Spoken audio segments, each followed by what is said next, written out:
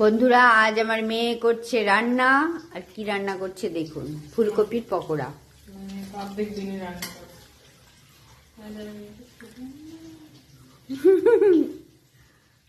খুব সুন্দর রান্না করছে আজকাল আমার মেয়ে। কড়কড়ে ভাব হচ্ছে না কেন? একটু ইয়ে হতে দাও। এই হলে কড়কড়ে ভাব হবে না। খাচ্ছে আবার বদনাম করছে। করো করো খুকি, ভালো করে রান্না করো আর মা বাবাকে খাওয়াও। ভালো হয়েছে, নরম হয়ে দিদার খেতে ভালো হবে, বলছো না? আরে ওটা শক্ত হয়ে যাবে, ওর মধ্যে বেকিং ইয়ে দেয়া না, কি সোডা অল্প। টাইম দেবে না, তুমি ফটাফট খেয়ে নেবে, তাহলে হয়। আচ্ছা, মুড়ি দিয়ে খাবো খন আমি। আর তোরা সস দিয়ে খাবি তো? আচ্ছা,